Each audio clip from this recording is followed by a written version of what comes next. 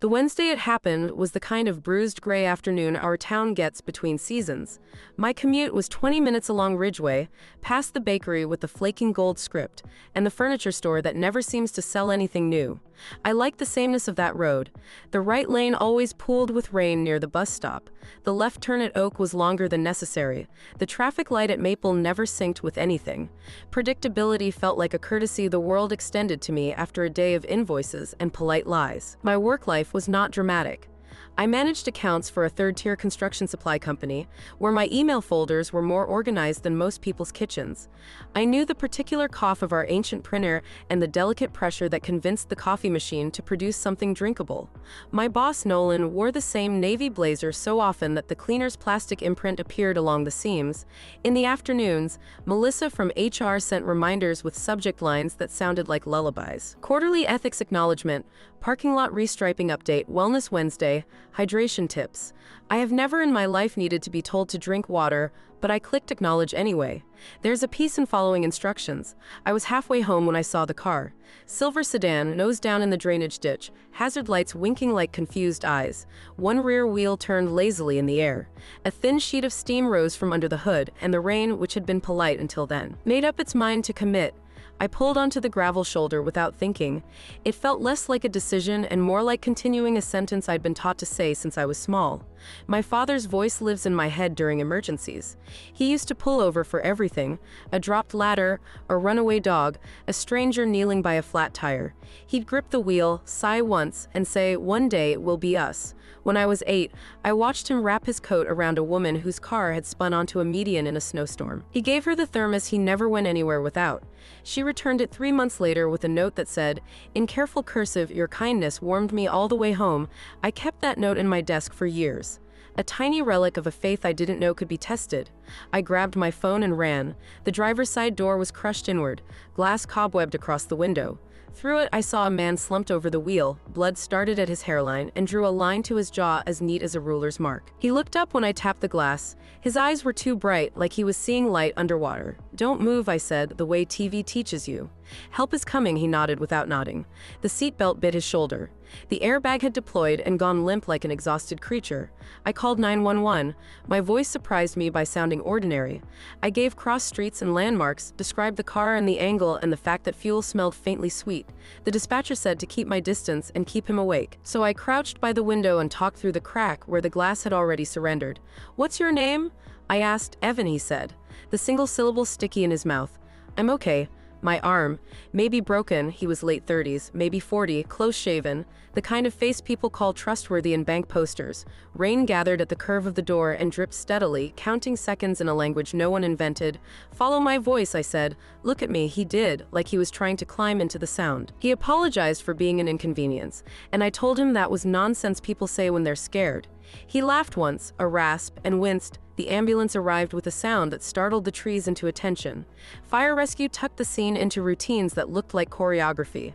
Stop the spinning wheel, stabilize the car, cut the belt, brace the neck. A paramedic with freckled forearms asked me what I'd seen, wrote it down without looking at the paper, then squeezed my shoulder in that professional way responders have, like they're returning you to your own body. While they lifted Evan onto the backboard, he found my face again. "Thank you," he said, as if I'd done more than hold a space open. "I won't forget." People say that after near misses. It felt like a prayer and a promise and a sentence the world passes out with the hospital bracelets. I drove home damp and ringing.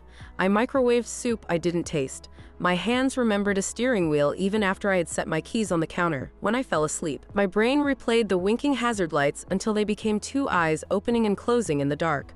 By morning, the scene had already begun to file itself in the mental cabinet labeled "Stories I Tell When Strangers Want to Believe in Decency." At 10:17 a.m., my phone buzzed with an unknown number. The text read, "This is Evan. The paramedics gave me your name. You probably saved my life." He added a folded hands emoji, then, as if aware of his own earnestness, a small embarrassed face. I typed, "I'm glad you're okay. Rest. Take care." It felt appropriately brief, the way you nod to someone you held a door for. He sent back a simple, "Thank you."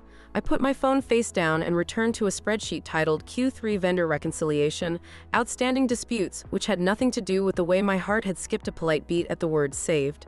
The next day, he wrote again, "They're keeping me overnight for observation. Concussion, minor fracture, very sore, very grateful." I sent a thumbs up. He replied with a longer message about how he couldn't stop thinking about how lucky he'd been that I came by when I did on that road at that time.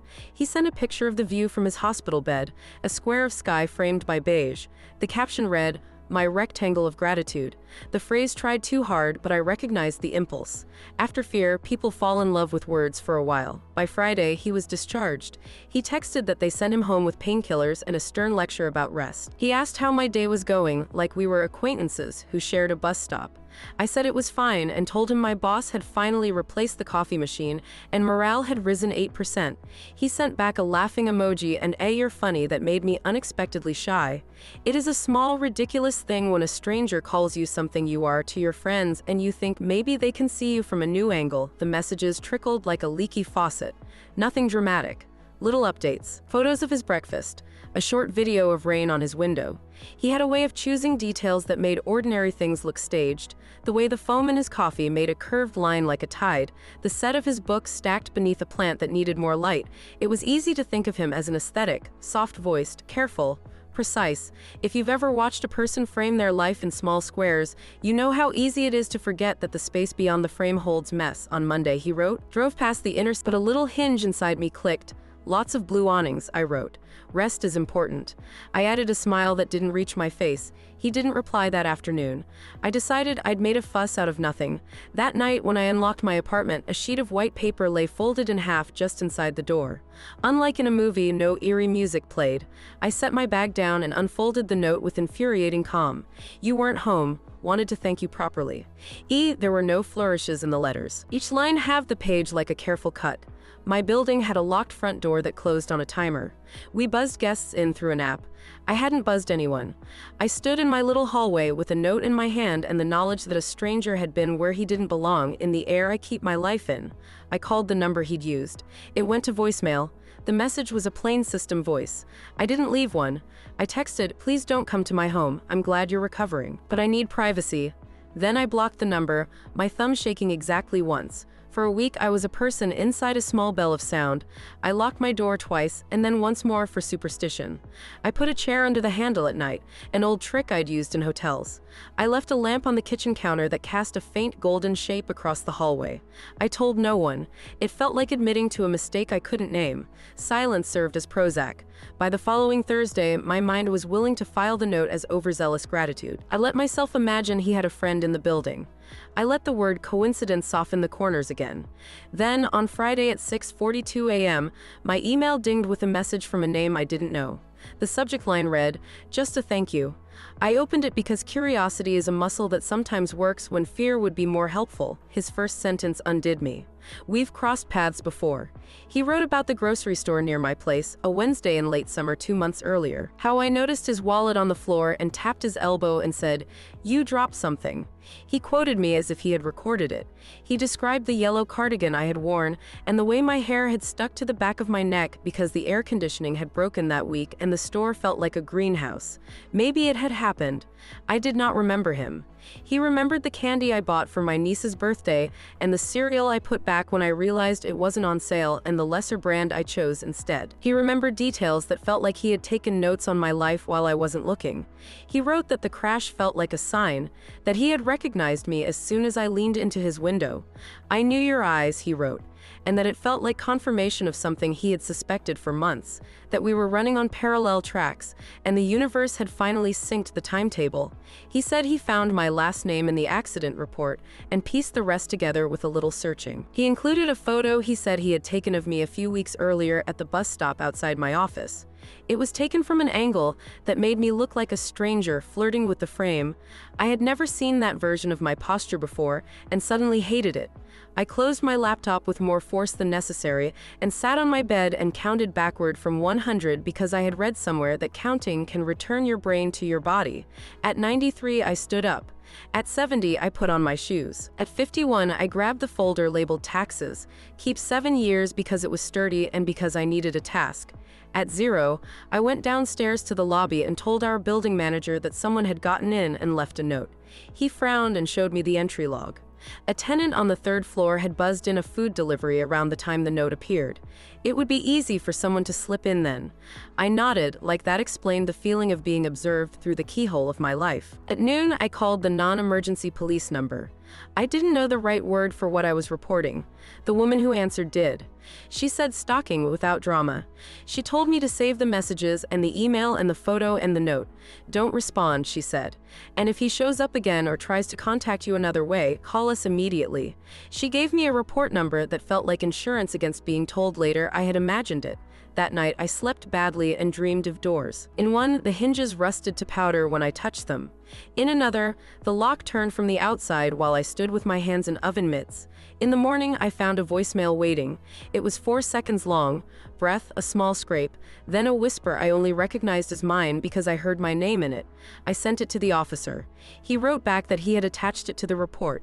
If he contacts you directly again, we can consider a protective order, he wrote. The sentence was both comfort and insult. My safety in conditional tense. I told Claire, the friend who asks the kind of questions that make you wish you'd lied preemptively. We met at a diner that slammed mugs on tables like declarations and smelled like butter and stories.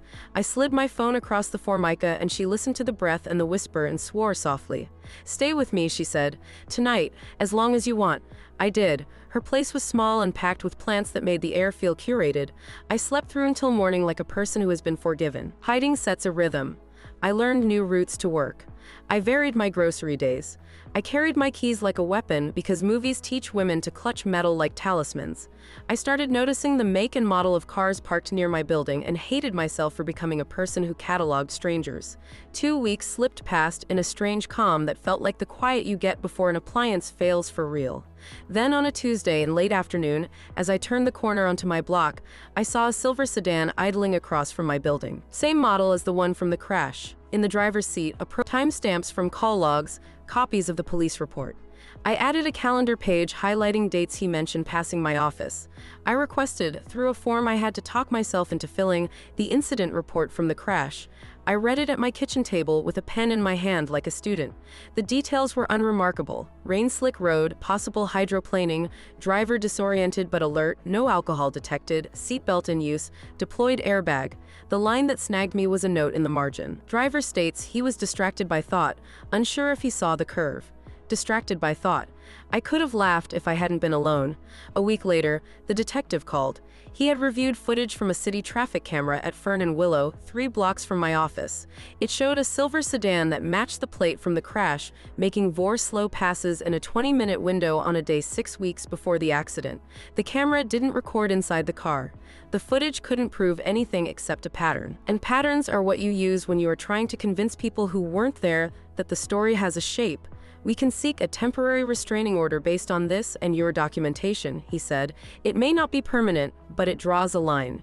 He said line the way people say boundary in wellness newsletters. I thanked him as if he had delivered something more than a folded piece of paper with my name embossed at the top, and a set of rules that everyone but the wrong person respects. The order arrived 2 days later with a court seal pressed into it like a thumbprint. It said he could not contact me by phone, email, or through third parties. It said he could not come within 200 feet of my home or my office. It said a violation would be taken seriously. The verb taken did a lot of work. He did not contact me after that. Silence, when it finally comes, is not a choir. It is the absence of a fire alarm in the hour you had prepared to run. Relief arrived in increments too small to notice at first. I stopped flinching at my phone's light. I walked to the bus with "That's the truth I hold even when I am angriest." But now there was a second truth humming beside it. Kindness is not an open house. It is a door with conditions. I started to rehearse a new protocol in my head for future versions of that afternoon. Park at a distance, call 911, keep my name to myself, do not lean my life into someone else's car. At work, The ordinary rhythms reclaimed me. Nolan went on vacation and returned with a tan that didn't reach his eyes. Melissa's hydration emails became Mindful Monday, which was the same advice with worse alliteration. I reorganized a vendor file so thoroughly that the auditor actually smiled. In the break room, someone asked for the recipe for my lemon bars, and I typed it up like an act of citizenship. The printer coughed in chorus, the thermostat refused to choose a season, and one of the warehouse guys named Marco taught me a knot for keeping extension cords from tangling. It felt like the kind of kindness you can accept without debt. One evening, I found a letter in my mailbox forwarded from my old address. It was from the hospital billing department, addressed to me as emergency contact for Evan L. The date on the form was from the week after the crash. It listed charges that bored the eye and insulted the soul. I stood in my kitchen and held the page the way you hold a paper that might cut you. I didn't call the hospital to correct the record. I folded the letter and slid it into the binder, a last exhibit in a case I hoped would never reopen. When I drove at night, I checked my mirrors more than as good for fuel efficiency. I listened to audiobooks with steady narrators who sounded like geography teachers. The corner of Ridgeway where the ditch still shows a scar looked ordinary again after the county cleared the brush. I slowed there and then didn't. The road returned to simply being a thing that took me home. If you asked what changed, I could point to locks and roots and a binder and a piece of paper with a seal. But the real change is quieter and has no paperwork. It's the moment a doorbell rings and you wait first for your own voice to ask who it is before you move your feet. It's the choice to keep helping but to decide what information counts as aid and what counts as a gift no one has earned. People love morals, but life rarely gifts them without splinters. All I have so far is this. I will stop again. I will call. I will stay a distance that lets both of us be people instead of possibilities. I will not apologize for the lock on my kindness. Locks are not an accusation. They are an acknowledgement that doors are useful because they open and close. That was the beginning. I didn't know then that the quiet would not last, or that silence has its own ways of making noise when it thinks you've learned nothing. But on that first Wednesday and the days that wrapped it, I believed I had done a good thing and that the world would honor that with simplicity. I was wrong. The world isn't simple. People aren't either. What I can control is the shape of my yes and the conditions under which I hand it over. And that is how part of my life became a ledger, rain, a ditch, a stranger, a note, a binder, a paper seal. The arithmetic isn't elegant, but the sum is clear. I did not deserve danger. He did not deserve rescue more than any other person who lands in a ditch. We collided at the intersection of chance and intent. After, I learned to drive the long way home. Time doesn't heal. It just rearranges the furniture in your head until you can walk through the room without tripping by the time a year had passed. The crash had stopped replaying like a movie.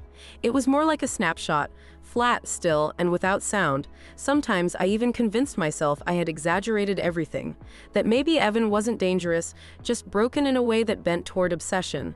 Then, of course, the universe sent a reminder. It was a Thursday, hot enough to make the office smell like toner.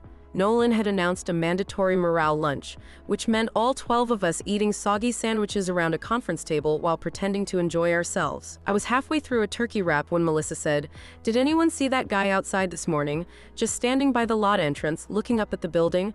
My stomach clenched before my brain caught up. "What guy?" I asked. She shrugged. "Middle-aged, ball cap, just watching."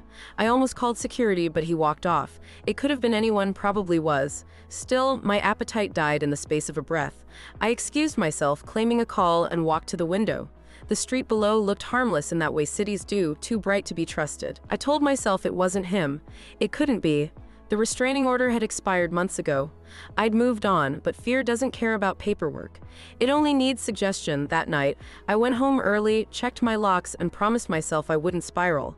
But when I opened the binder, the one with the bruised colored cover, I realized my hands were shaking. The photo of me at the bus stop had faded where the ink had rubbed the plastic sleeve. I stared at it for too long, waiting for the old panic to bloom. It didn't, not fully. Just a pulse of awareness. "You're not as safe as you think." I closed it, slid it under the bed, and whispered to no one, not again. 2 weeks passed. Then came an envelope with no return address. Inside was a single Polaroid. It wasn't new. I was wearing that yellow cardigan again, the one from the grocery store a year earlier. He'd kept it all that time. On the back, "Some debts never close." I didn't call the police right away. I made tea, I cleaned the sink. I folded towels that didn't need folding. Because once you call, it becomes real again, and I'd spent a year convincing myself it wasn't.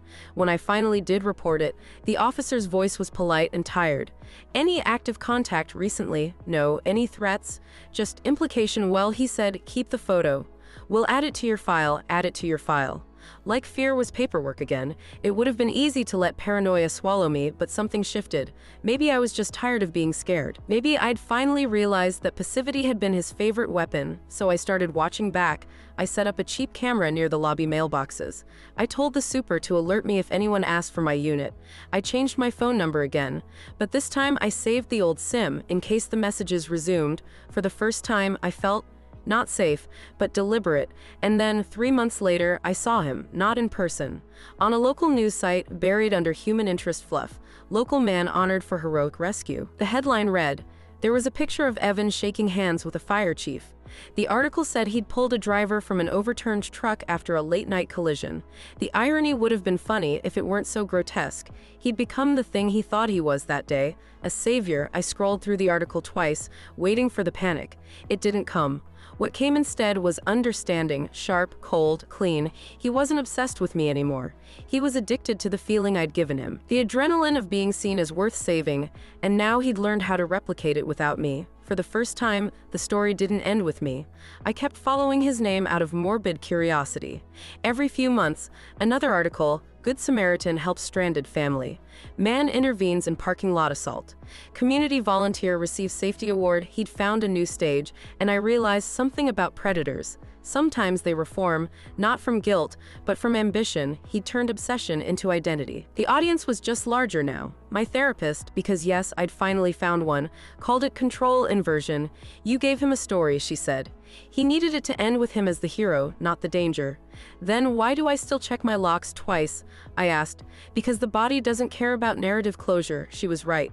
Healing wasn't the absence of fear, it was learning to live beside it without feeding it dinner. One spring evening, nearly 2 years after the crash, I drove the same route home along Ridgeway. The light hit the asphalt at the same slant it had that day. There was a different car in the ditch now. A blue hatchback, smoke rising. My pulse spiked. I slowed. Someone was already pulled over, phone in hand. I saw a man kneeling by the window, speaking softly to the driver. He looked calm, cap on backwards, competent. I kept driving. Not out of cruelty. Out of clarity. There were enough heroes on that road. The world didn't need me to play that part again. It's strange how life folds itself neatly when you stop chasing symmetry. I changed jobs 6 months later. Smaller company, better hours. I moved to a quieter part of town where the streetlights hum like patient sentinels. I still keep the binder. It lives in a locked box under my bed, not because I'm afraid, but because forgetting feels like erasing the lesson. When people talk about kindness, they make it sound soft. But real kindness, grown-up kindness, is a sharp thing. It's deliberate, conditional, not cruel, but curated. It means knowing when to give warmth and when to hold the door closed. Sometimes I think about Evan, not with anger. With an odd kind of pity. He spent years trying to recreate the one moment he thought made him worthy of attention. That's the tragedy. He didn't need saving. He needed someone to tell him no. And I finally did. The last time I visited my father's grave, I told him about it, about how I'd done what he'd taught me, stopped for someone in trouble, and how the lesson had twisted. I waited for the guilt to follow the words, but it didn't. Instead, I felt something quieter. Like closure's older, humbler cousin. Before I left, I said, "You were right, Dad. One day it was us. But I survived." I touched the cool stone once, then turned toward the parking lot. The world was still ordinary, gray sky, passing cars, the smell of cut grass. But as I drove home, I noticed I wasn't checking my mirrors anymore. That's how I knew the story had finally ended.